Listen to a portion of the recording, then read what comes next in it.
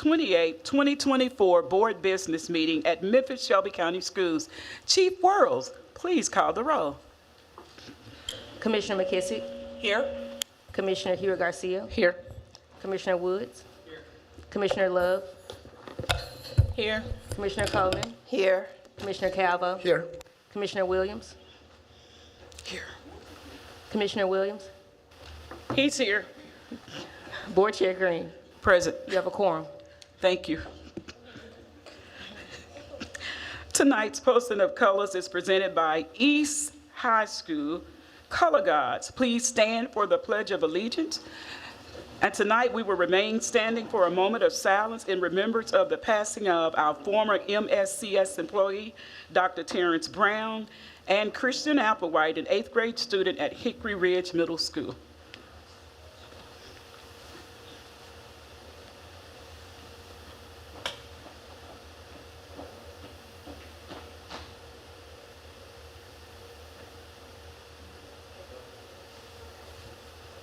I pledge allegiance To the flag of the United States of America, and to the republic for which it stands, one nation, under God, indivisible, with liberty and justice for all.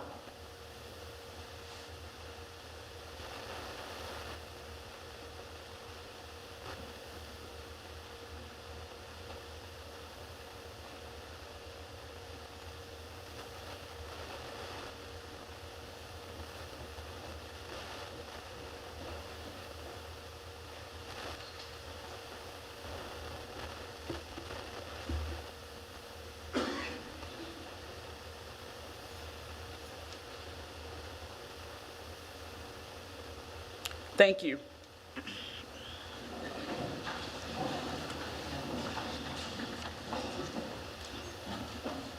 Vice Chair Coleman, it's all yours. Thank you, Chair Green. I know we may be a little bit out of order because we normally do spotlights on the arts at our work session. But tonight, I wanted to share this young lady, and I asked that she come forward. Her name is Zaire Tanner. She's a 7th grader going into the 8th grade student at Sherwood Middle School. And somebody say, why is Zaire so important today? Zaire was recently accepted into the National Flight Academy in Pensacola, Florida.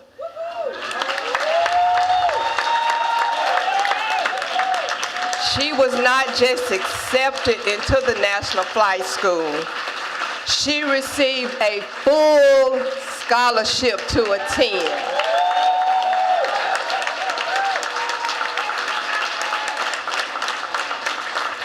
It gets better. It gets better. Zaire was honored as the 2024 Tech Expert and T-Mobile Innovative Student of the Year.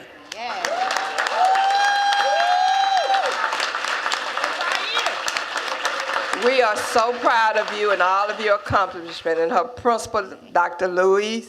John Louise, and everyone that is supporting her. This young lady will leave in June 16th going, and we are setting up a GoFundMe to help her take care of some things that she wants while she's traveling to Pensacola, Florida.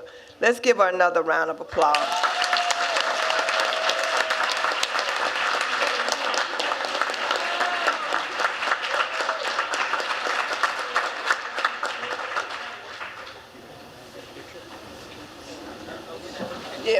Yeah, Michelle. Yes.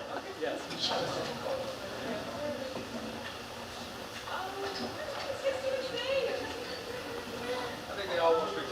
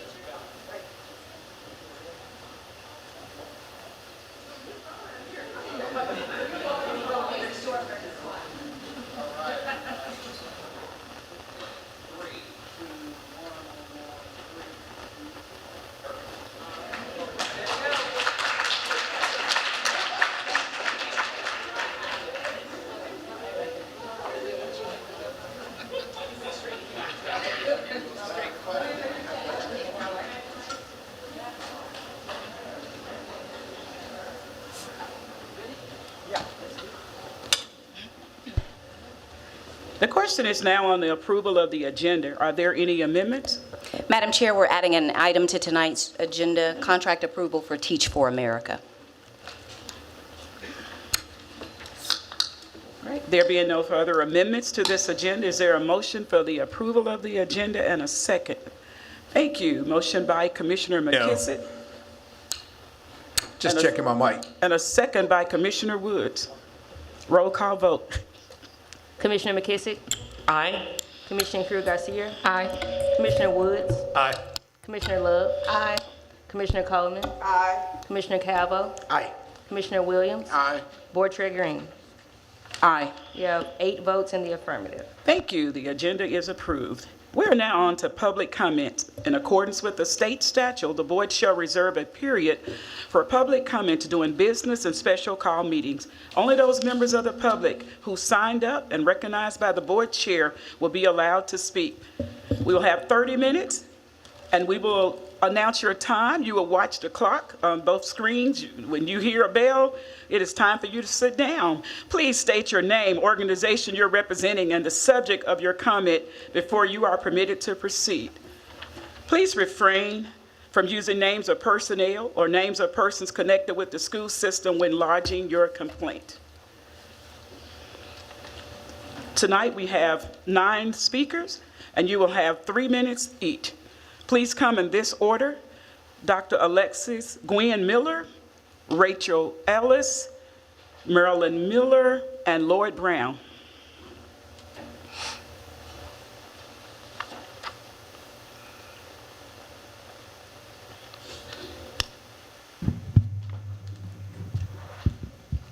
Good evening. I'm Dr. Alexis Gwen Miller, and I'm here on behalf of Blueprint College and Career Prep. Thank you, board members, and thank you, Dr. Fagans, for this opportunity to come and be so visible in our community. I'm the founder of the newly proposed charter high school, Blueprint College and Career Prep.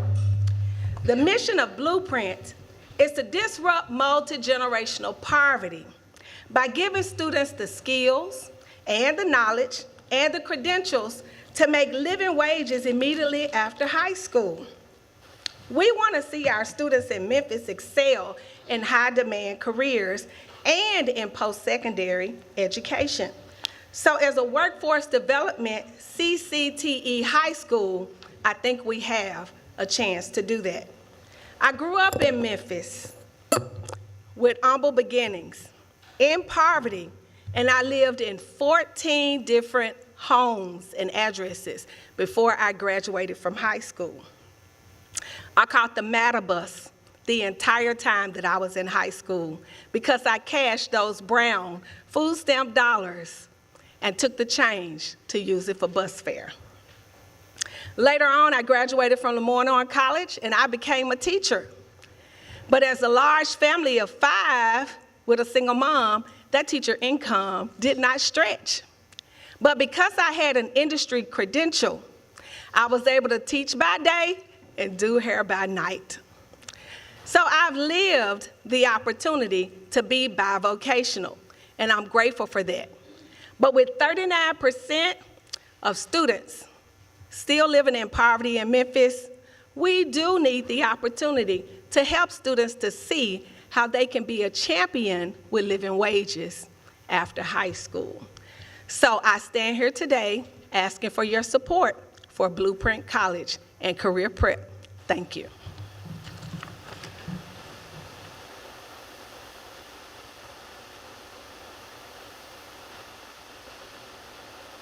Good afternoon, I'm Rachel Ellis, a Memphis native and Crosstown High School graduate.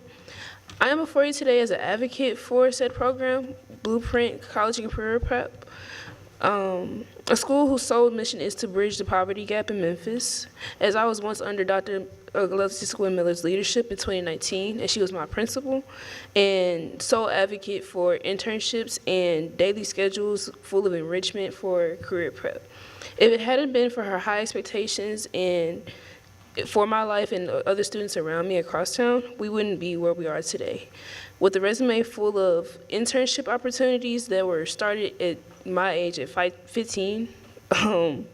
It's allowed me to have a diverse resume and a diverse background in my career as a videographer and graphic designer, to have internships throughout my high school career, and to have a resume built up now.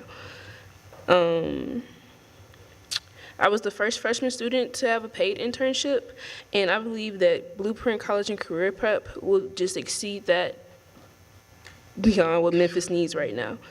As a youth, you would need to make yourself marketable, and graduating with such credentials as in tech or graphic design or anything a student may dream of, even if it's outside of college, we need that in Memphis now. So thank you for your time, and I support Blueprint College and Career Prep.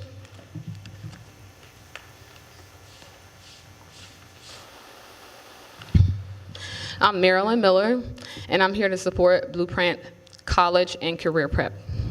I'm a Memphis native and a graduate of Hamilton High School. Dr. Alexis Gwen Miller is my mother, and growing up, I saw her have a drive that was unmatched. She would go after the things that she believed in and would not back down. My mother is college educated to the highest level and holds a doctorate degree. She is licensed in cosmetology as well, which is considered an industry credential. And she has managed several other small businesses over the years. She's instilled in all of my siblings and I, as well as countless other students over the years, to believe in themselves, and she's taught them how to keep money in their pockets so that they can make a living, and she's advocated for a college education as well. Therefore, I believe that she is the strongest candidate to create a workforce development high school. I believe that the community needs this school, and I am on the community engagement team working to get signatures for people who support building a school like this, and they all express that they need this school, that the students here in Memphis, Tennessee need to be equipped, and that this school will cause them to be well-rounded individuals. Lastly, I want to say that she has lived out the dream and the vision in her heart to create this workforce development school that I know that she can and will build. Thank you.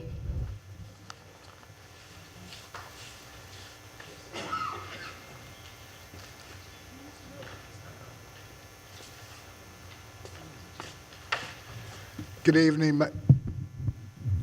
My name is Lloyd Brown, and I'm here to speak on behalf of my daughter, Bella Eccles, she just completed the 8th grade at Bellevue Middle School. And before I get into that, I wonder if you all could follow me on a little bit of a journey. It is the 1st of August, Election Day. You've done all the work. You've gotten endorsements. You feel good about the election, and you expect to win. It's neck and neck. About 10 o'clock at night, you receive a phone call. It's someone from the Election Commission saying, you've won. You celebrate, you feel good, and you get to work planning your agenda for taking your seat on the school board. However, December 23rd, you get an email at about 7 o'clock p.m., 7 o'clock on the 23rd of December, saying, sorry, you're not able to take your seat.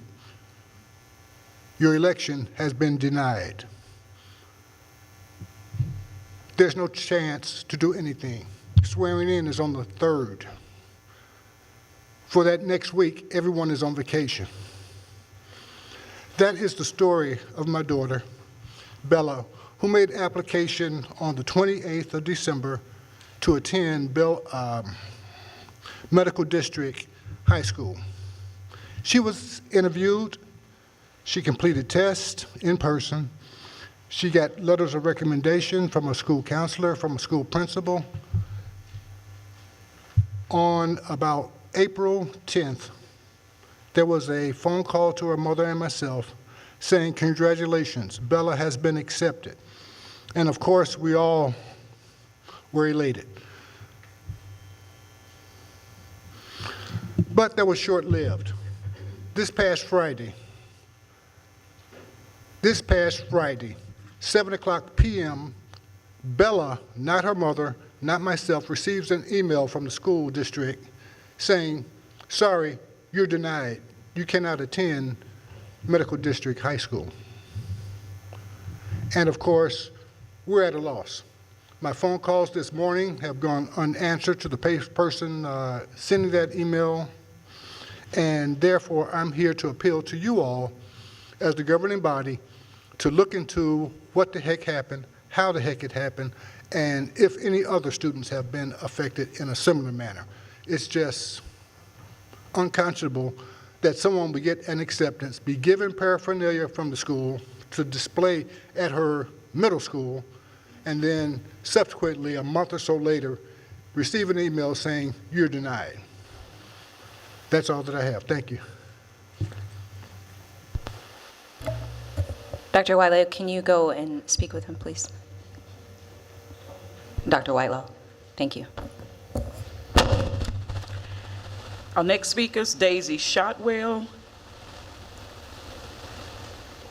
Ann Kling, Charles Lampkin, Ms. Calico, and Latasha Griggs. Thank you. Thank you. Good evening, everyone. About a couple of weeks ago, I got some information on social media concerning my junior high school that I graduated from in 1979. They were wanting us to come over and sign a petition. I went over and I visited the principal at Cornerstone Prep, Lester and Lester Junior. It used to be Lester Junior High, but I think it's elementary now. But they were saying that it is possible, a great possibility, that the building with Lester's name on it would be sold. And many of us that graduated and lived in a Binghamton community and graduated from Lester, at that time junior high, we also went on to be East High School alumni. So I'm very concerned with the fact that a very historical part of those of us in Memphis, Tennessee could actually be demolished. You know, and I was thinking about recently the situation with Graceland. That's not what I'm talking about, but to bring that in as an example as well is such a precious part of our history. And imagine what would happen. Even some parts of history are good and some are not so good, but you know, it is a saying that if we do not remember our history, we're deemed to repeat it. And so we need to leave these legacies for our children so that they will know how to be able to do life whenever they come against a situation that they've never seen before, because they see a remembrance of a physical building, and we've also told them the physical stories. Imagine in the tragic history that we have concerning the rights of African American people. Imagine if we did not have the historic Lorraine Hotel, because of the fact that we don't want to remember that a very great person in our history, Dr. Martin Luther King Jr., was assassinated there, so we don't want to remember that, so let's just push it out of our memory.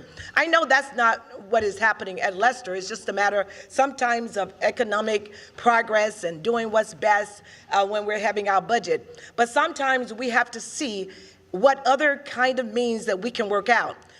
And so to end this, I would like for us to consider, as Shelby County and Memphis City Schools Board, how can we work out something so that Cornerstone Prep Lester will be able to preserve this building and keep the Lester name, because it is a cornerstone for Binghamton. Thank you.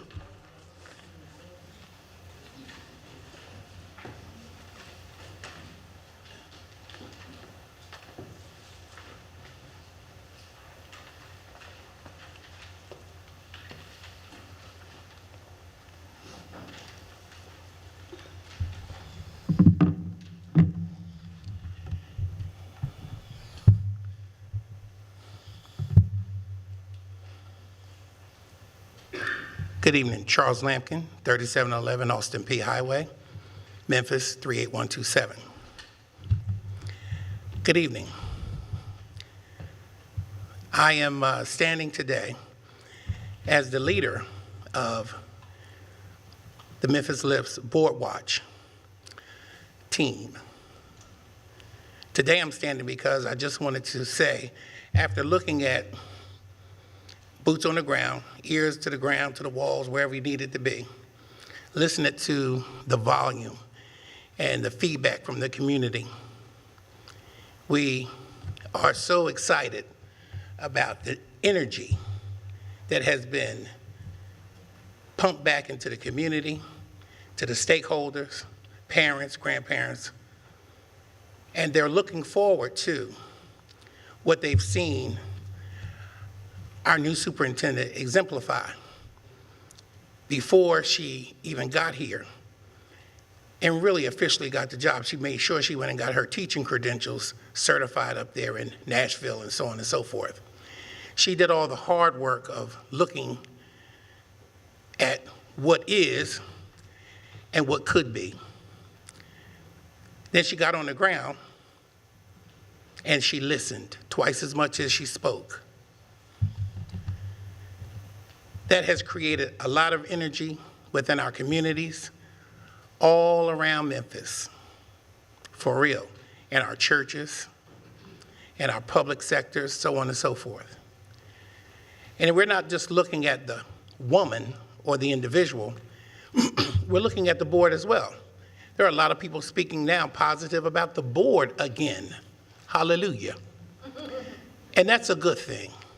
Because now, somewhere around Amos 3:3, it says, how can two walk except they be in what? Agreement. There's power in agreement. We're getting ready to have a retreat. That's an opportunity to come into agreement, to lay it on the table, and let's find a way to put it together and make it work for everyone, but especially the children. So for me, individually, as that leader of the Board Watch group, which we're going to incorporate Memphis-Shelby County School, I've been in touch with several board members to make sure that we develop a strong, healthy relationship with our school leaders so that they don't see a color shirt and say, but say, welcome. That's what we need to do. We need to hit the ground together in 2024-25, moving forward collectively on the same sheet of music, the same verse. I believe wholeheartedly that we are going to do something that they didn't expect, and it's going to be a blessing. Thank you for your leadership, new superintendent, and I look forward to working with you. That's it. Miss Ann Clean, are you here? Okay. Oh, okay, yes, ma'am. Hi, my name is Ann Kling, and I'm a Memphis native, Central High School graduate of 1988. I teach at Granwood Elementary and have for 22 years. I'm a visual art teacher. I am here on behalf of myself and my family on concerns of my paycheck discrepancies. I apologize for the length of the emails I've sent expressing my concerns, but I needed to be heard as a human, and that's another reason I'm here tonight. I'm overwhelmed by this issue. It is not my area of expertise. I'm an excellent teacher and mother, but I'm not a mathematician or a business lady. I just want you all to hear me out in my request for compensation back pay. My emails explain the details, and I've sent them out. I hope you've received them. It has set my family back tremendously to the point of even considering selling my home. It has impacted our family experience. It has limited what I'm able to offer my children and their experience. I received a master's plus 45 from the University of Memphis. 45 was in education in 2000. When I started teaching in 2002 with Memphis City Schools, I hand-delivered my transcript and all the pertinent information. That was how we did it then. It wasn't like emailing. I didn't have a computer in my classroom. I didn't even have a cell phone. I am stressing this because I missed the communications about the salary to check in the emails that come out in the Shelby County School weekly email. This is when somebody's asking you to check your salary, it should be a specific email coming from Human Resources, such as the one today informing us of our new council, which is wonderful, but it should be a specific email. The Shelby County School weekly email that comes out is great, but it's talking about, let's do Zumba, let's wear green shoes on the 13th, let's do this, let's do that. And our paycheck is our bread and butter. It's our livelihood. It should not be embedded in, and I'm not saying frivolous, that's not important, but this is how we survive. I stress the urgent information be sent in a single information, not Shelby County Schools. Thank you very much. And I want to read, a journey of 1,000 miles begins with a single step. Confucius, my vintage Memphis City Schools tote bag. Thank you, thank you, thank you. Mrs. Calico?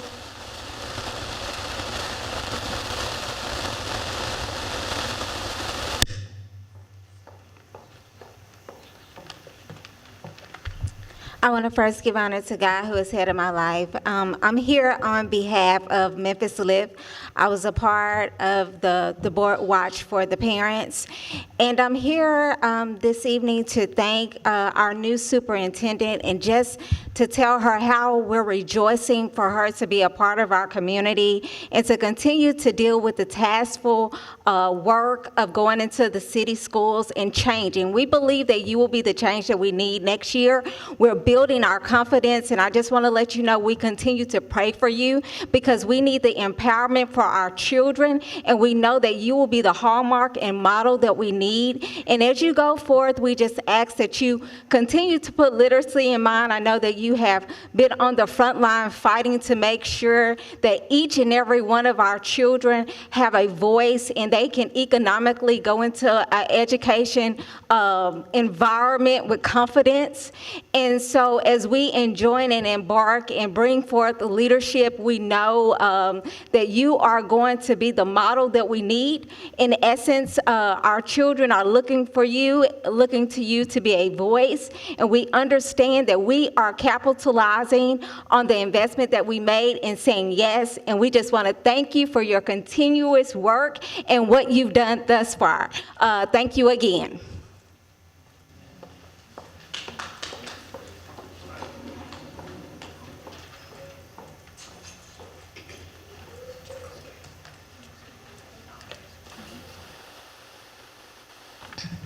Good evening. My name is Latasha Griggs. I am a board watch parent for the Memphis Live. Thank you for making a real investment in the MCS. You can't hear me?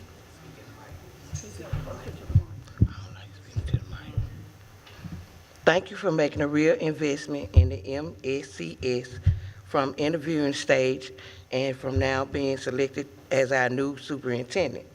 We love your energy and look forward to the 2024-2025 school year. Thank you.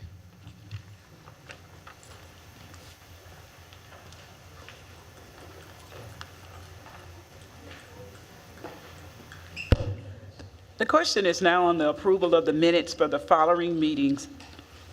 The approval of the minutes of the April 30th, 2024 business meeting, the approval of the minutes of the May 14th, 2024 work session. Are there any corrections? There being no corrections, do we have a motion to approve and a second? Thank you. Motion by Vice Chair Coleman and a second by Commissioner McKissick. Roll call vote, please. Commissioner McKissick? Aye. Commissioner Hewitt-Garcia? Aye. Commissioner Woods? Aye. Commissioner Love? Aye. Commissioner Coleman? Commissioner Calvo. Commissioner Williams. Board Chair Green. Aye. 8 votes in the affirmative. Thank you. That motion passes. We are now on to committee reports. 8.1, Board Chair Report. This evening, I want to congratulate all of our 2024 graduates. We wish you the best, and we know that you will accomplish great things in the future. I also want to thank all of our parents who trusted us with your most prized possessions this school year. We thank you for your support of MSCS. Finally, I want to thank our staff, school administrators, teachers, custodial staff, security, cooks, counselors, the whole village, and all who assist with making the 23-24 school year a success. Before I end my board chair report, I want to make sure that I'm very clear with our listening public. I received so many calls from employees, emails, concerns about your job changes, positions eliminated, and job terminations. We have spent some time talking, and tonight you will hear from Superintendent Fagan. We want you to understand, yes, change is something that will happen, but we don't want our Memphis-Shelby County School employees feeling like you don't have a job, people thinking I won't be able to pay a car note and a mortgage. So I want to assure you, even as we are riding this train together, we hear you, we are concerned, we are reading your emails, trying to reply, but we ask that you would give us a little grace and mercy until we have our wonderful board retreat this weekend, and we'll be able to come back and make sure no one will be without a job. Let me say that for the people in the back. No one will be without a job. It may not be the job that you desire, or the job that you presently have, but we want to reassure you opportunities will be made available. So please give us some grace and mercy. Thank you. 8.2, my items on the agenda tonight. 8.3, Budget, Audit, and Finance Committee report. Just as you alluded to, most of our items are on the agenda tonight, one of our public comments alluded to it, but we do have a board retreat this weekend where we'll be diving deep into the budget, and we're a few weeks away from bringing that final one to our county commission. So while we're working on that, we just want to let you know that budget conversation is happening, and we appreciate all the feedback. Thank you. 8.6. No report. 8.7, Policy, Governance, and Legislative Committee. No report. Community Outreach and Engagement. No report. Thank you. Procurement Committee. No report. General Counsel. No report at this time, but You sounded like everybody that's sit there, bud. but I would like to take with the board's permission, I would like to take a moment just to introduce myself. I'm Justin Bailey, new General Counsel and Chief Legal Officer for the Memphis-Shelby County Schools District, and I'm very proud and honored to be here. I am a legacy Memphis City Schools kid. I attended Snowden and Central, and again, just proud to serve the district and happy to be here. Welcome aboard. Let's give him a round of applause and welcome him to MSCS. And I think our charter information is on the agenda tonight. That is correct. Thank you, Board Chair. Thank you. All right, Superintendent report. Good evening, Board Commissioners and members of the general public.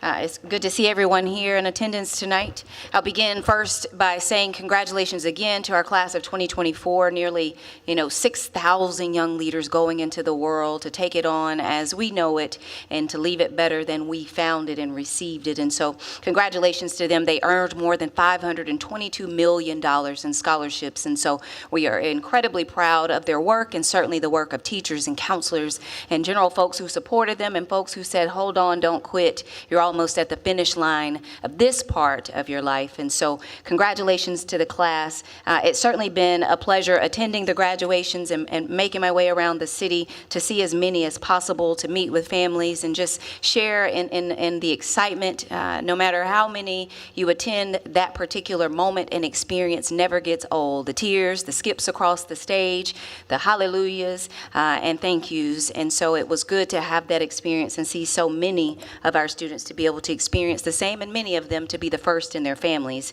In that same vein, I'd like to recognize the leadership team at Melrose High School. As they approached graduation, the team identified 67 students that were at risk of not graduating.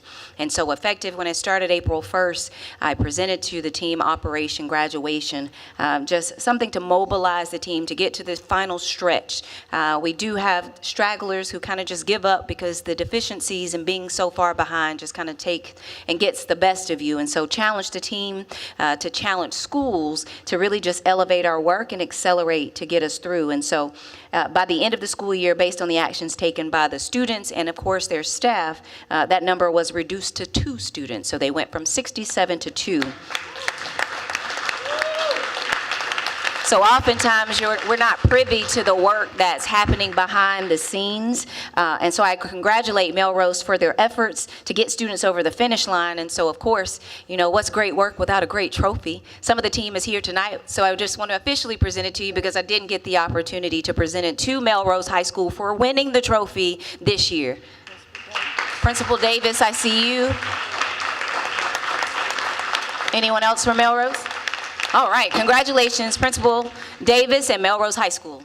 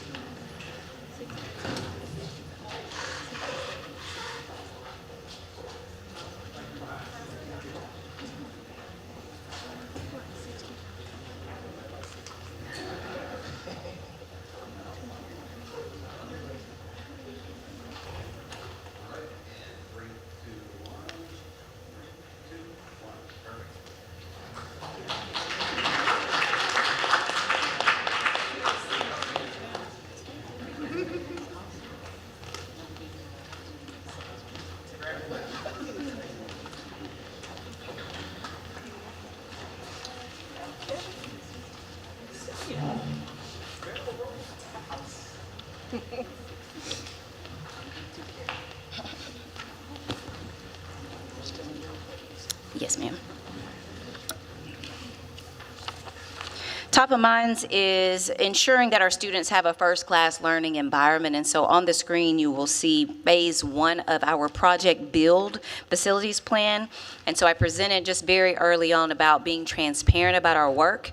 And so we do have a lot of outstanding work orders, but we are committed to completing the work of the same, and you will be able to track it online, just as we are tracking it internally about our work. And so from restroom leaks, broken locks, window replacements, light bulb replacements, small but significant shifts that are happening in our buildings, you will be able to track that online. We'll add this information to the website tonight or this evening so that you can track it, scsk12.org/projectbuild. And so again, these are all of our phase 1 projects that the team internally is working on, and you will be able to track the progress of the same. Prepared to share a few slides related to next level readiness. April's meeting, I presented some of it. This is a more condensed form just to give you a general update of where we are as we've finished out the school year with the data that we have available to us. Some of this will still change as some updates are being made, but you're looking at the first slide. And so when we think about how our students are prepared, we certainly know that having certified teachers in the classroom are essential. And so as you can see, we have an increase of vacancies year over year. year. That's part of what drives the current reorganization of the district, so we can move qualified educators back into the classroom or as close to it as possible. And so you see that on the screen. It's an increase. We're about 7.2% with about 415 vacancies out of the 5729 that are available, jobs available. Our next slide is looking at K-5 metrics. This slide addresses enrollment and absence rates for grades K through 5. You can see that enrollment is slightly up across the board there, 51,917 students.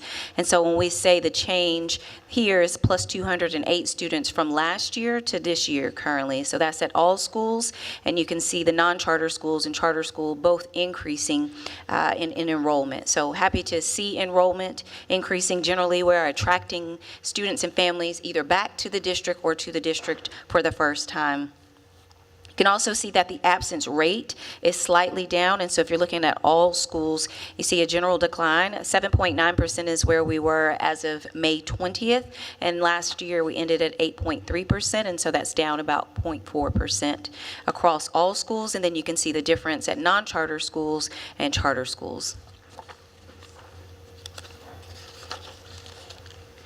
Our next level readiness metrics for grades 6 through 8, you can see that enrollment in non-charter schools is slightly down, but charter school enrollment is up, so overall we have a minimal gain of about 37 additional students across our middle school grades. Absences are slightly up for non-charter schools and slightly down for charter schools. When we look at PSAT 8 and 9, you can see that we have some gains of about 11.5%. We're sitting at 75.6% when you look at non-charter schools, and that's in evidence-based reading and writing. And then when you look at non-charter schools in math, we're looking at about 89.3% with an increase of students who these are valid scores only, students who did not meet the PSAT benchmarks for math.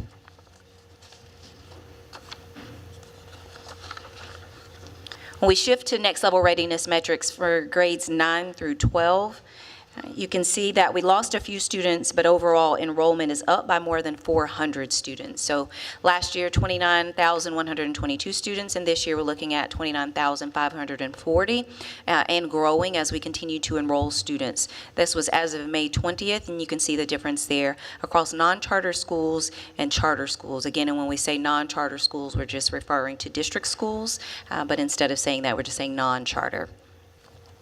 The absence rate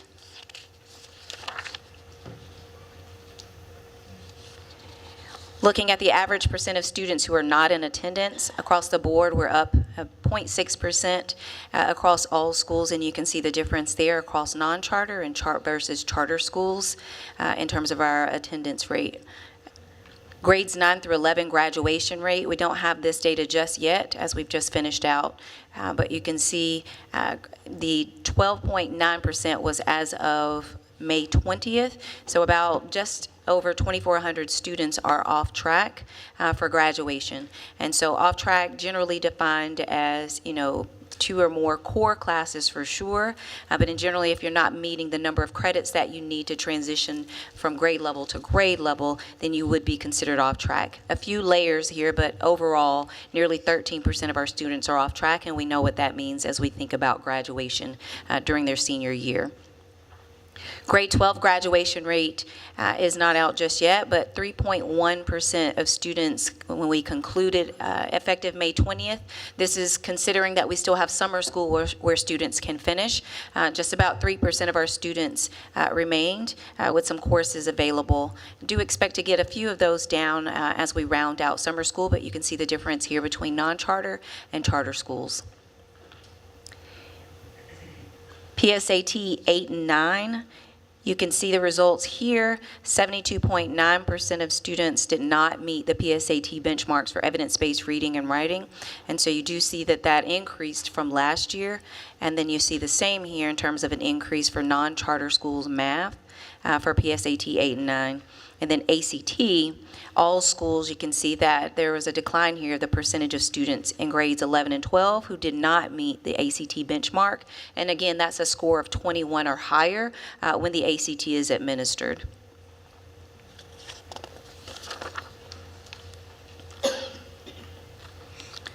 Finally, I would like to acknowledge one of our students, Evan Rawls, a 7th grader at John P. Freeman Optional School. He's been elected Junior Vice President of Service of the National Student Council. This national body of middle and high school student leaders serves as a voice for students at the federal level, influencing educational policies and debates about school and student futures. Congratulations to Evan, his school, and his family. Is Evan here? No, but congratulations to Evan either way.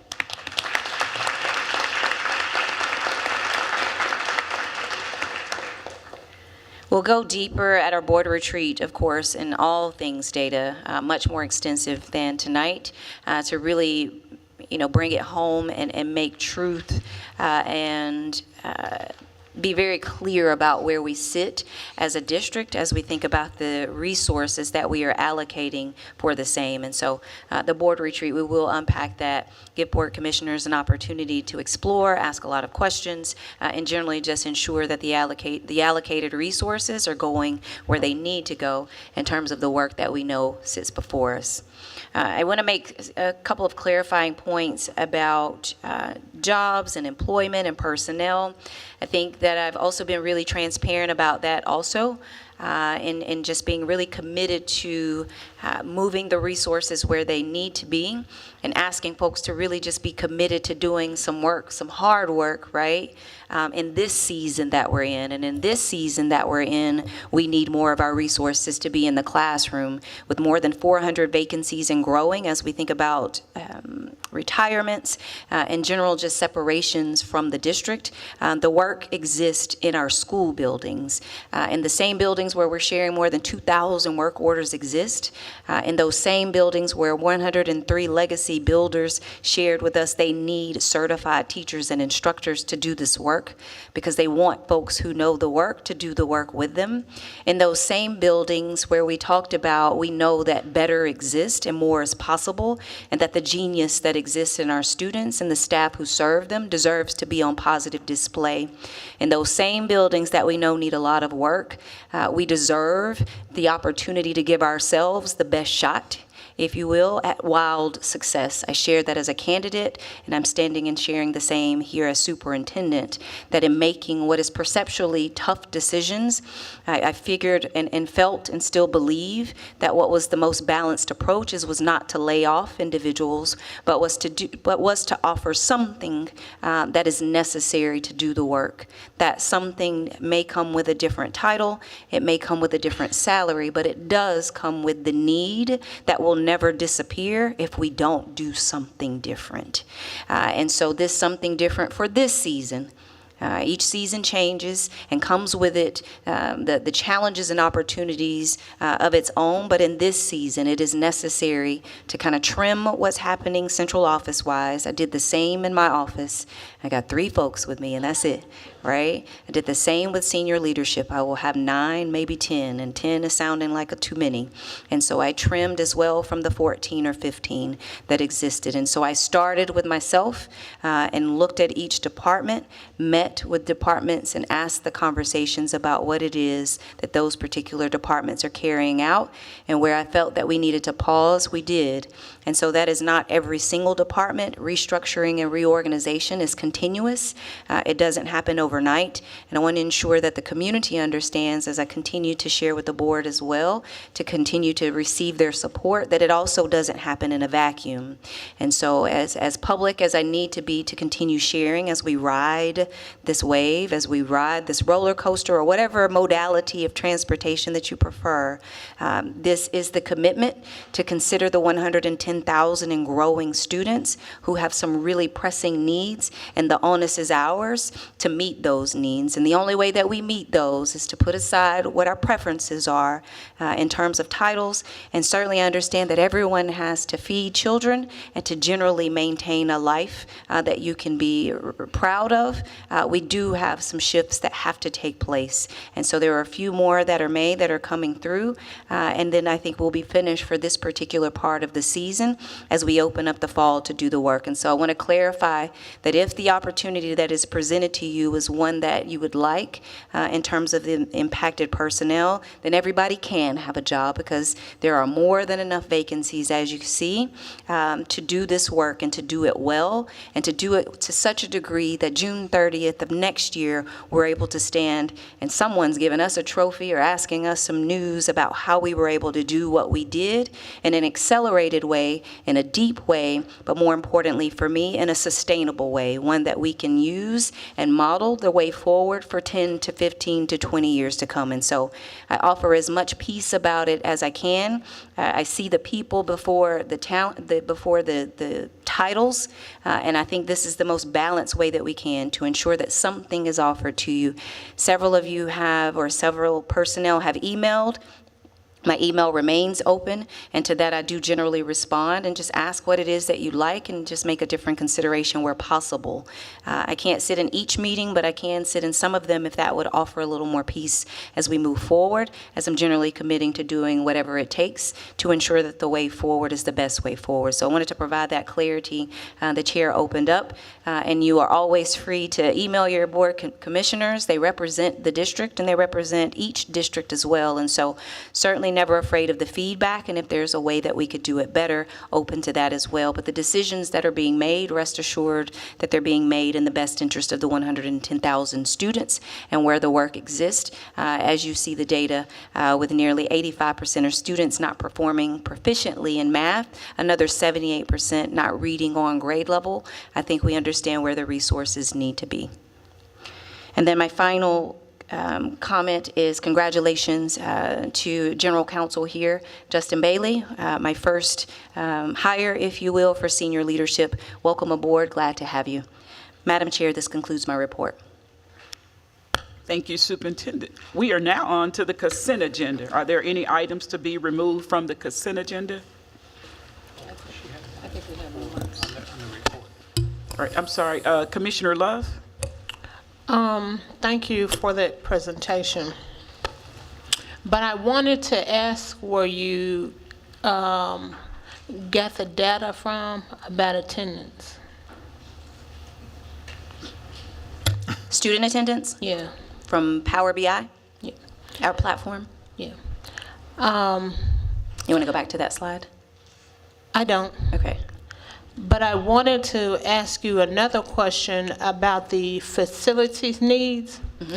I have a school in my district that was, they didn't get the opportunity to apply for a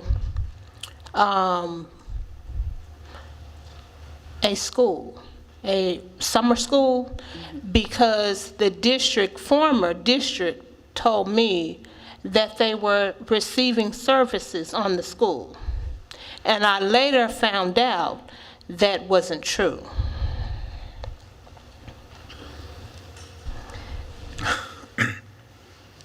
I'm just going to walk through it. Will you walk through it again for me? So they were told they would be receiving an HVAC service. So that school didn't have summer school this year. But the principal told me that that wasn't true. Got it. Okay. So you can have somebody email me and explain it to me. Got it. Do you have this specific school? Raleigh Egypt Elementary. Perfect. We'll give that to you. Commissioner Woods. Thank you, Madam Chair. Thank you for your report, Madam Superintendent. My question along the lines of the data, what went into deciding what data points you chose to bring this month? As far as setting benchmarks, will that cadence continue at that rate? Like, will this be the month that we receive those particular data points, or what rose to the level of public interest or board interest why these were the data points at this time? Sure. So in April, I presented a host of data just as interim superintendent to set the baseline of April 1st. This is where we are. Some of that doesn't change, just generally because we didn't test again or some of it wasn't available. Vacancies are always available, so it's about the information that is available at the time, with an understanding that you'll always receive a comprehensive report as we close out one year, June 30th, and enter into the next, fiscal and academic year. But each month, the metrics that will be shared with you will be determined by you. I will present to you what could, but you would determine what you absolutely would want to see each month. All right, thank you for that. And then also, I think it's important that we say aloud the appreciation for transparency, particularly around infrastructure. You've seen already in your short time of being here that, being the recipient of, the public's dollars, they want to know that we're being good steward of those resources. So having a public-facing platform to show that we're actually doing the work, and particularly at the schools, I think that's great. So I just wanted to state that for the record. And then also the commentary from our chair and that you responded to, particularly around, the shifts in employment. I'm reminded of one of my colleagues indicated that we wanted change. We asked for, a leader that can make hard decisions, but when we're faced with where we are, it gets rocky. We get the calls, we get the emails, and so I'll say aloud what I've said to you during our one-on-ones is that the board and the superintendent sets the tone for the district. We are the culture and climate. It starts at the top. And I said to you that it's not always about what's happening to you, it's sometimes how it's happening to you. And the same great energy that so many people have spoken about publicly about you and that you display and the energy that you've given this community, our internal stakeholders deserve that same empathy, that same level of respect. And I know you're committed to that. And look, you don't receive close to $1 billion in COVID funding and don't expect changes to happen when those dollars go away. But I appreciate you saying you see the people, because these are real people behind these tough decisions, and giving them the chance to be heard, knowing their value, and which is why I called for you to re-implement something the district should have. You said that we should already have and a culture climate survey that this board is seeing the data from year over year, that you come in as a new superintendent, but with a baseline that says, here's where we are, but that we are expected to grow the perception of this district, that retention becomes easier, holding on to talent becomes a thing that we do naturally because we know how people feel about the district, right? And if we're not measuring that, which we currently are not doing, then we have no idea. And what the few emails we get becomes the public perception, and we know that that's in the minority.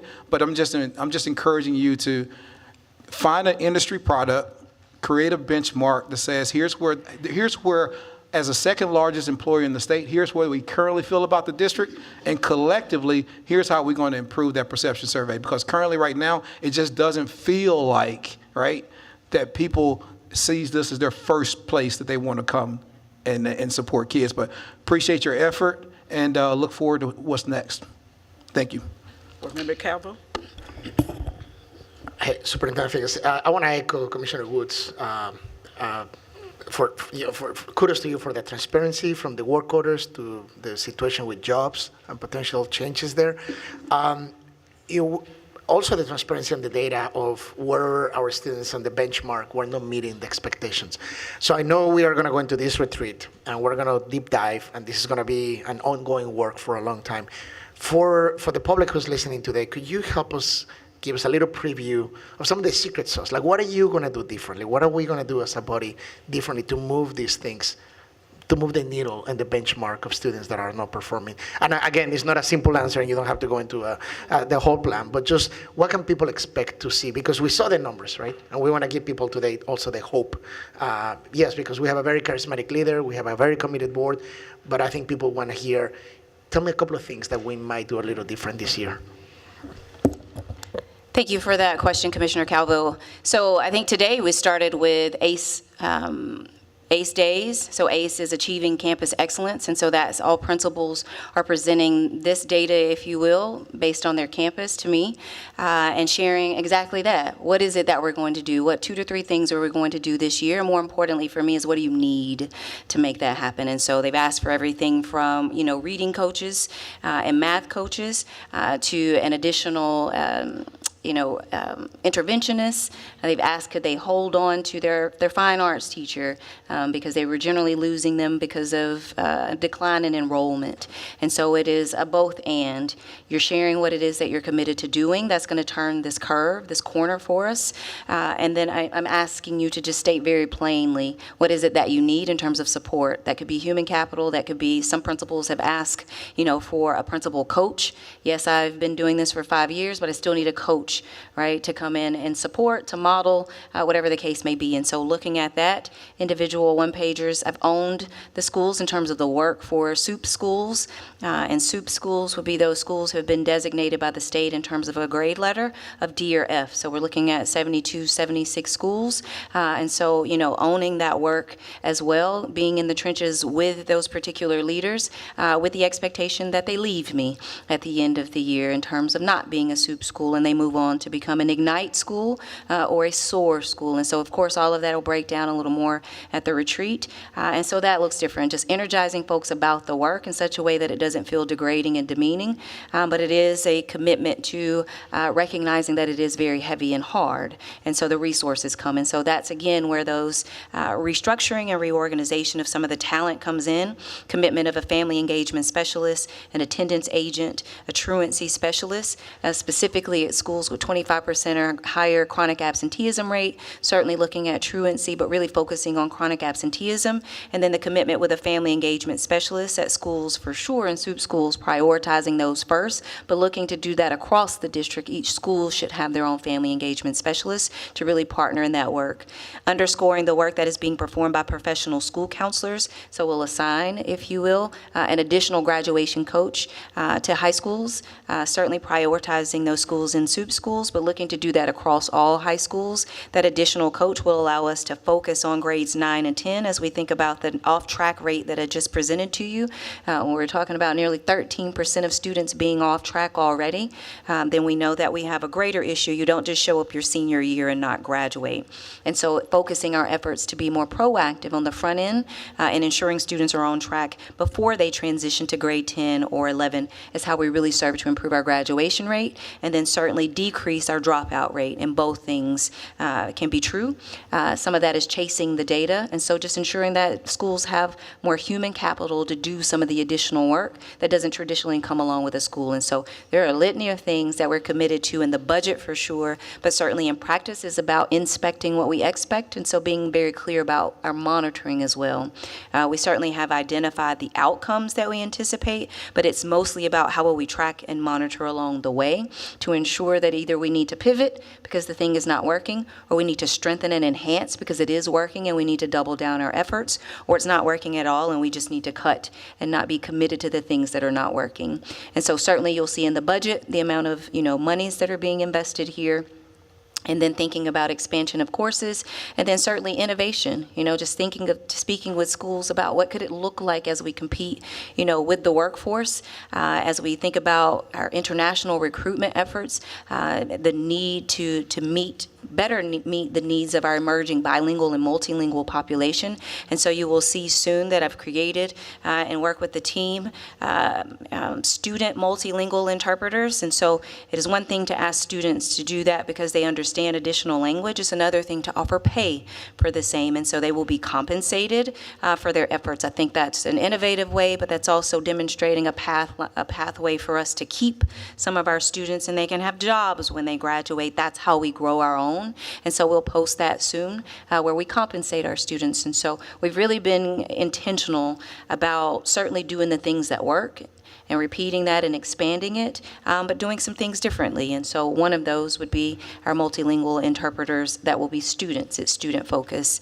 And then just really certainly just listening to leaders in the buildings, had a focus group with our teachers who really poured in about curriculum, progressive discipline, and what that looks like as we think about how we are contributing to the high rate of chronic absenteeism just by virtue of the number of suspensions that we have. And so just looking at the overlap that exists there, really getting into the data. And so as we finish out this week with our ACE days, I'm really confident that school leaders will walk away with a better understanding of their data, but more confident in the work that we're able to do as they just trim the fat and just focus on just 2 to 3 things, and then we build as we go. Commissioner Williams, followed by Amber Hewitt-Garcia. Mike. Good evening, Superintendent. Can you give us an overview, a quick snap of what the org chart will be like, and who will be in charge of what? How many people will be on the chart, and where will they be? Also, can you speak to how the curriculum will marry PD? How will those two come together to support instruction? Yes, sir. Thank you, Commissioner Williams, for the question. And so, as we talked about in our huddle, just a little more at length, I'll trim that up just a little bit and share publicly. So overall, just thinking about the transformation office will be new. And so in that office will be SOUP schools, those 76 schools that I just mentioned, with a school letter grade as designated by the state as D or F. Also in that office will be athletics, and just thinking about more our CCTE and some of that work that is just more aligned. And so we'll have a transformation officer for that. The assistant superintendent of schools will move that office of teaching and learning there, and that's where you'll see a better alignment between the office of performance and leadership development and then our curriculum partnering together to really ensure that curriculum comes to life and the support that is necessary in terms of the resources that need to be dedicated to it are more aligned.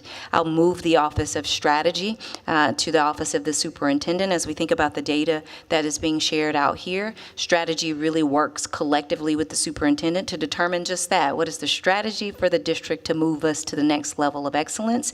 And then what is the corresponding data metrics that support the same as we think about transparency and sharing that out with the public, but also as we think about monitoring the same internally, knowing where we are. What I've shared with the team in terms of developing our own internal report card is we should know before the end of the year, not waiting on the state to see where we will fare, but we should know internally. And so we will develop our own internal report card to measure along the way. And so that will support the communication of the metrics that you're asking about tonight, and that will allow us to do it in a more consistent way as well.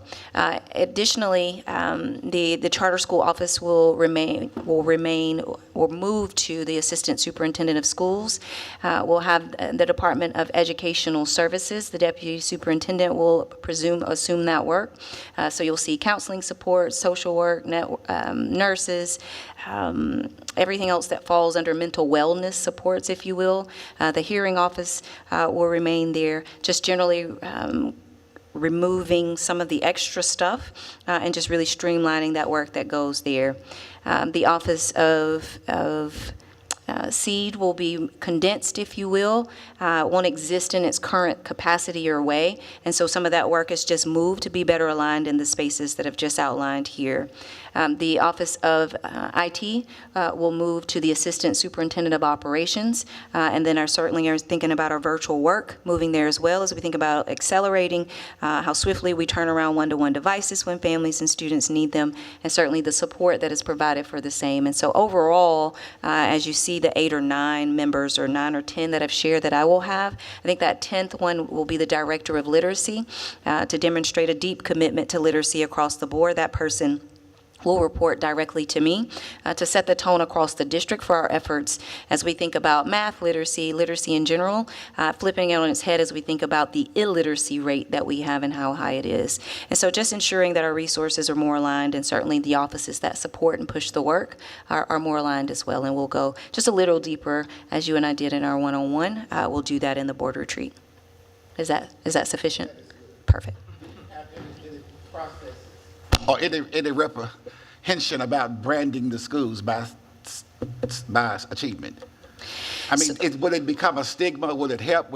I understand the concept behind it, but right. I don't want children in the schools that are 1s and 2s to feel any less valued than those in the highest performing schools. Yeah, so that was the general, concept about SOUP schools, Ignite schools, and SOAR schools, with the hope that you move along those schools. And you'll hear the principals saying, I'm a SOUP school, but not for long, right?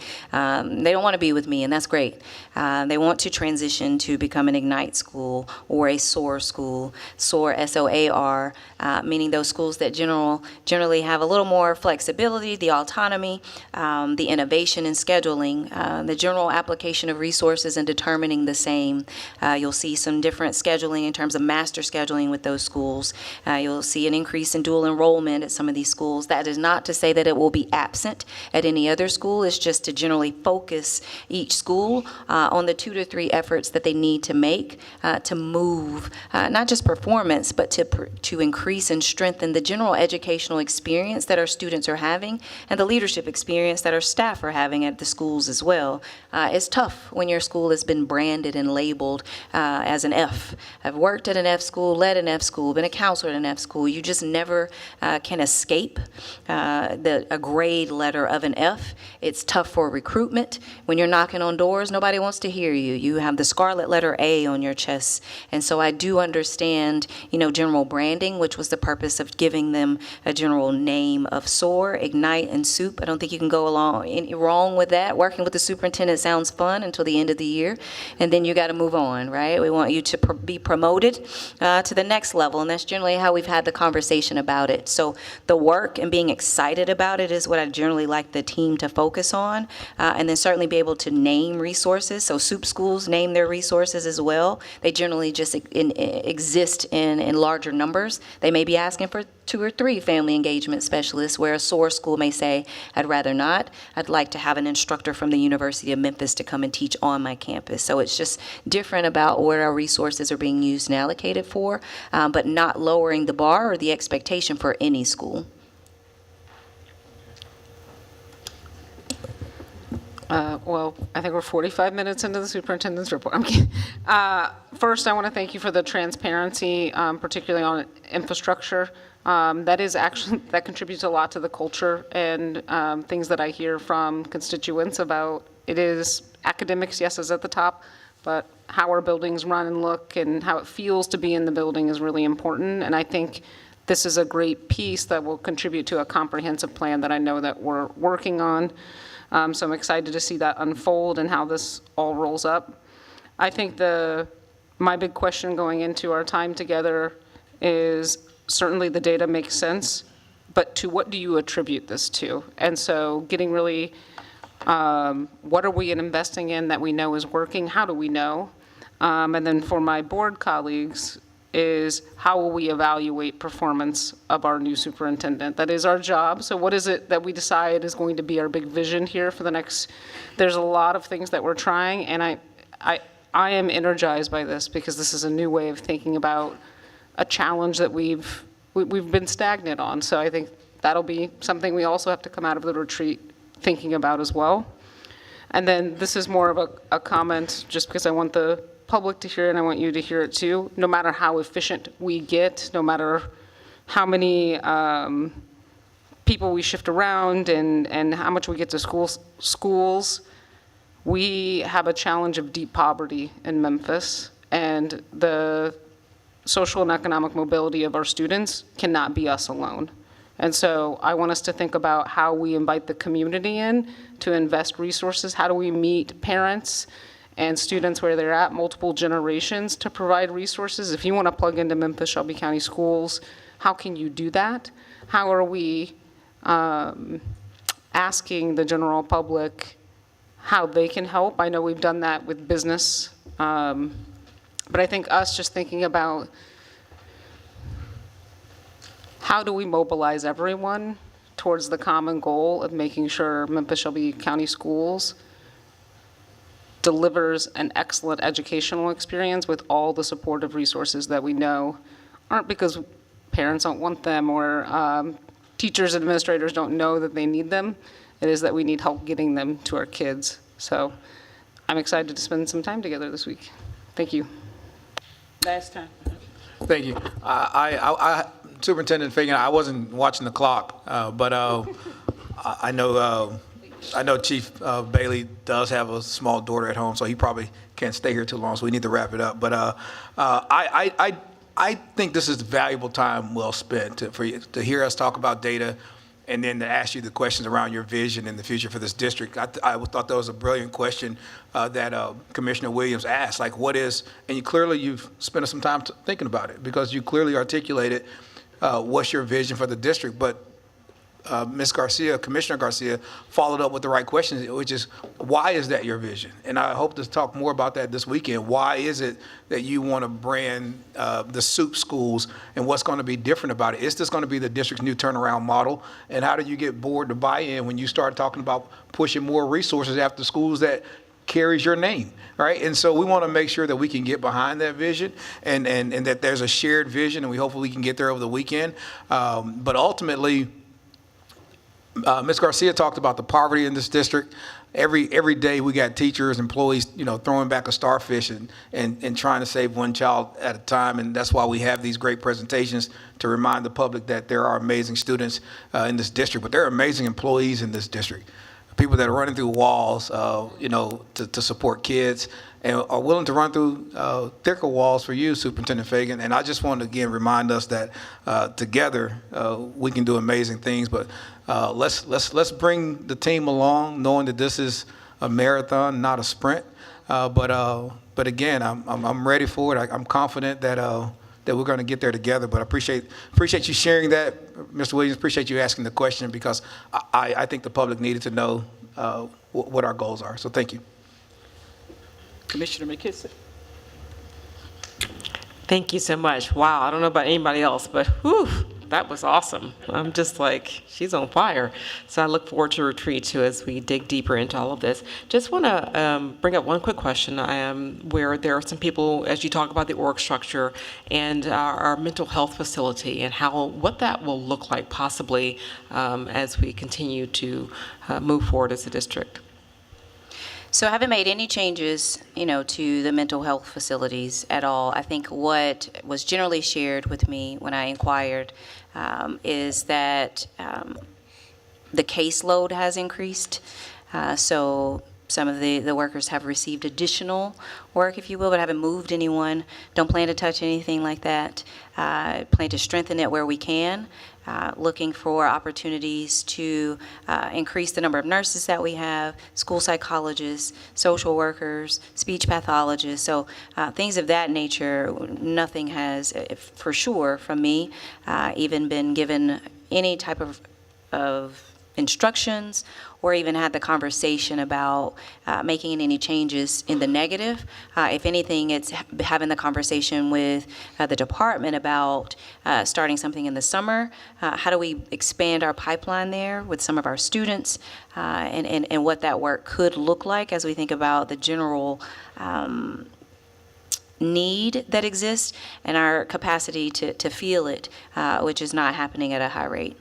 Okay, thank you for that. There was just some concerns of with our district. We're one of the few in the country, apparently, from what I've been told. I've gotten an email or two regarding our mental health facility and how it is unique that we have one for a district, in a school district. So thank you for clearing for that. And I guess as you continue to have these conversations with leadership in that area. Thank you. Absolutely. Commissioner Love? Last time. Second time. I want to know what you're going to do about the truancy before school starts. Very briefly. You all are asking me these loaded questions and asking for brief responses. I'll do my very best. So in short, it is a focus specifically on chronic absenteeism because that's where the work is. Again, the truancy is about students who aren't bringing their notes. But as I mentioned just moments ago, the truancy specialist being assigned to schools to really chase that work. Before school starts, in our conversations today, you would have heard me asking some of the principals, have they looked at the number of students now that we've concluded school who meet that measure for chronic absenteeism and truancy. That's phone calls, dividing it up among staff, utilizing some of our family engagement specialists now, and just really making the reach out now to families to see what the barriers are, to see how we can, really get into the gaps before school starts so that day one they can be present and also understand what could be available for them. So that could be anything from transportation as we think about looking at our routes, adding the additional bus route at the end of the day as well. There's been some uniforms, brought up. So just really learning about what's preventing our students from attending school and then also missing back-to-back. Was that brief? I'm going to ask the hard question. So I'm an educator. For example, I've been an educator for 10 years, and now I'm at central office. And I've been working at central office for 10 years. I went back to school because I wanted to move into administration.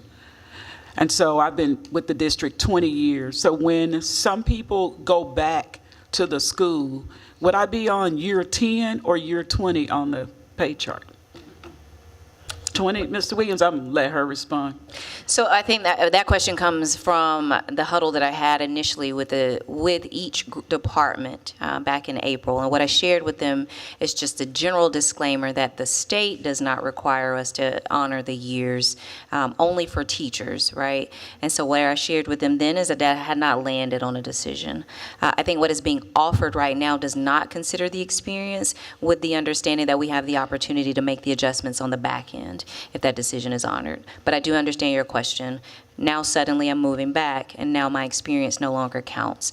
And so I've worked with HR and finance to really just think about a conversion chart of the years of experience so that everyone can see what their years of experience is and what it equates to on our new salary structure. And so we'll share that in the board retreat as well, kind of what that looks like. And then just for transparency purposes, anyone in the district will be able to look in our new handbook, if you will, once it's finished, to see what their experience is and what it translates to on the salary scale, and then ultimately they'll be able to see their salary by their degree as well. So step that you're on, and then if you have a bachelor's, master's, doctorate, or whatever it is, we include in that experience. Yes, ma'am. And then my last question, and I heard my colleagues raise great concerns around mental health, and I want us to make sure that we have mental health facilities available, because man, if I had been out of teaching for 20 years and I had to go back, I know I would need counseling. So I just want to make sure that I'm not being funny, I just want to make sure that we value the mental health of the employees in our district, because it's just as important for our educators to be whole so that our children will be made whole. So I just wanted to publicly say that so that we will all be on the same page. Yes, ma'am. Certainly, as promised, those supports are being made available to impacted employees for sure, but in any employee, we just, send a reminder that the supports that we have and the resources that we have as a district are always available, but certainly during this time as we walk through something different, we are certainly emphasizing the same. Yes, ma'am. Thank you. I think those are all the questions. Good job. We're probably going to need about 5 weekends to get through the retreat, but I'm excited and looking forward. And now, we are now on to the consent agenda. It's very brief tonight. Are there any items to be removed?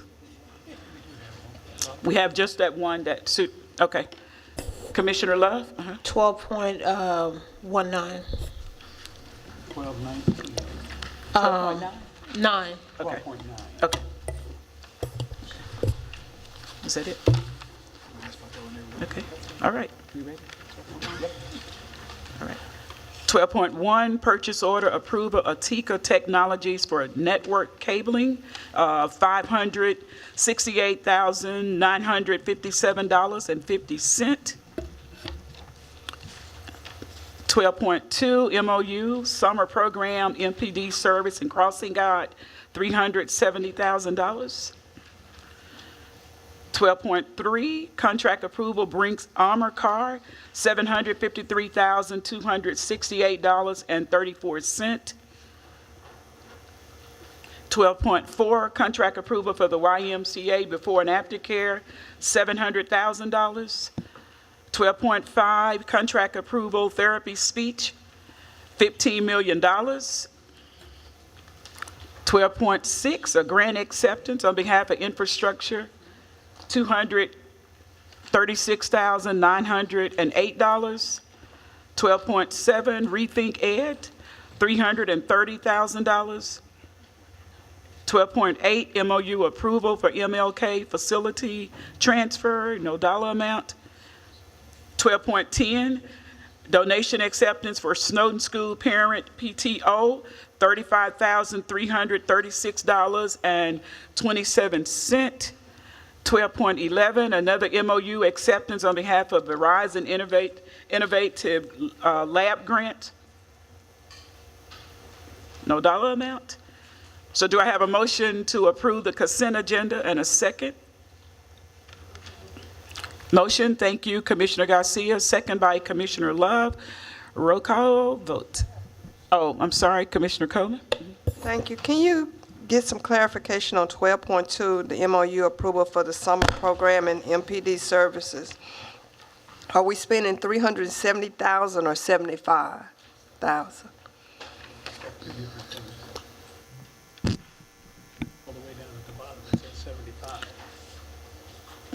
You see it?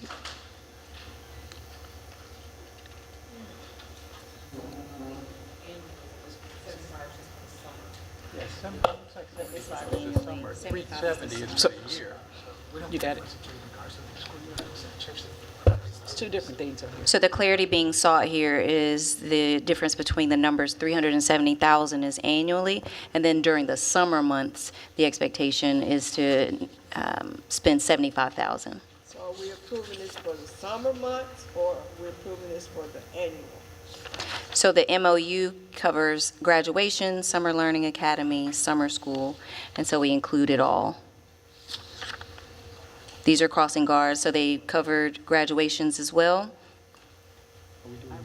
And so that goes for the year, right? So the year, 370,000. The MOU, as it is written, includes 370,000, correct? But I'm saying that's the amount that is included in the current MOU as written, right? I don't have the MOU before me. It says 370,000, not to exceed. It's not to exceed, but for the summer months. It's 75,000, correct. So,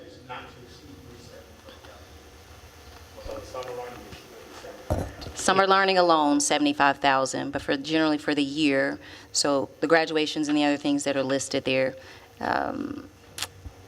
summer school, summer learning academy, and graduations. If I may. yes, sir. So on my one-on-one with Chief Jackson, she explained to me that during the school year, we don't pay for crossing guards. This is just for the summer, and they needed to have the MOU requested, the city require us to have kind of a very big safeguard going all the way through 375 or 370, but she only expected to spend 75. That's what I was told. So the approval tonight is for So the approval, we need to correct that. Is it for Well, no, 75,000? because the MOU is for 370, so we Okay, have to so, approve that. okay, But we it's- expect to use only 75. 75,000 for the summer, but the MOU is correct, $70,000. Okay. Right, no problem. Thank you. Roll call vote. Commissioner McKissick, Aye. Commissioner Hugh Garcia, Aye. Commissioner Woods, Aye. Commissioner Love, Aye. Commissioner Coleman, Aye. Commissioner Calvo, Aye. Commissioner Williams, Board Chair Green. Aye. You have 8 votes in the affirmative. Thank you. Consent agenda pass. Going back to 12.9. Superintendent, I have a couple of questions.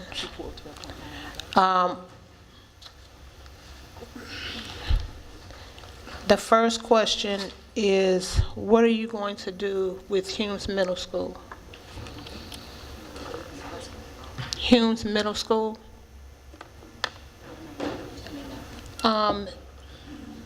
The school is vacant now. The district moved those kids to BCW. You're asking about the physical facility, what are we going to do about it? Yeah. We haven't made any decisions just yet. It hadn't come back to us yet. Is that correct, Dr. Whitelaw? Hume's facility you're asking about. Now that we're shifting the students, what is that? Right, so that'll go into our considerations when we think about facilities in the master plan, and we haven't gotten there just yet. Because I don't want that. It isn't in my district, and I don't want it to be vacant. It's District 1. Boarded up or something. Yes, ma'am. The second question is, how much money are the ASD schools giving back to us? And I asked that question last week and in committee meeting because I want to know how much money are the kids going to get? How much money are we going to spend on the computers and different things? So you did request that, and if I recall correctly, I think I just saw it in an email to come through, and so I can get that information over to you. I think they just shared that by school, if I recall looking at it, and so I can get that information over to you. That's it. So we need a motion and a second for 12.9? Motion, thank you, Commissioner Love, and a second, thank you, Vice Chair Coleman. Roll call vote. Commissioner McKissick. Aye. Commissioner Hewitt-Garcia. Aye. Commissioner Woods. Aye. Commissioner Love. Aye. Commissioner Coleman. Commissioner Calvo. Aye.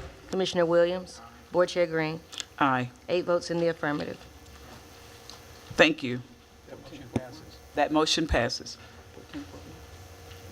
Strategic. Down to strategic allocations, 13.1. 13.1, we're now to our strategic allocation items. Tonight, we only have $7,278.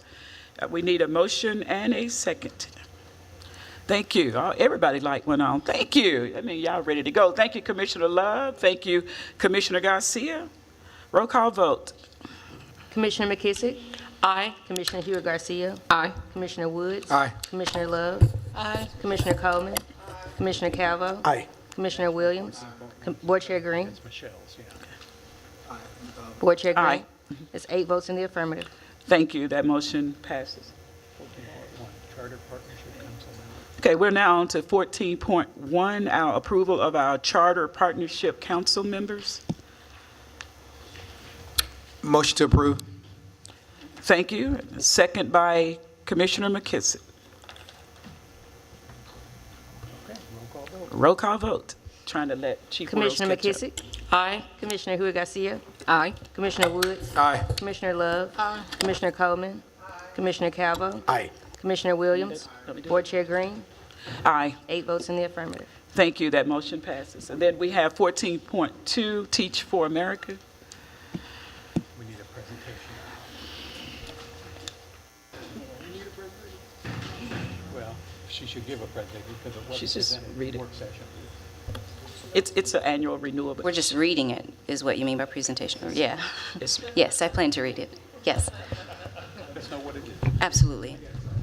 Commissioners, this item is recommending the board to approve the request to hire up to 25 Teach for America members or teachers. This is annually for 2 years, not to exceed $325,000.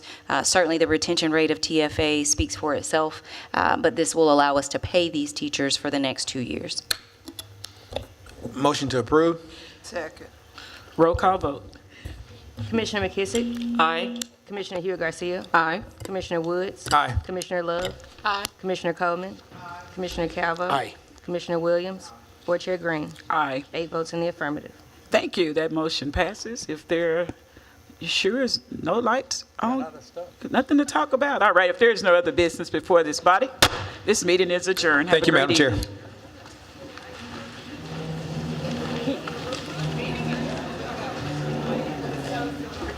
He talked about it, Commissioner Coleman.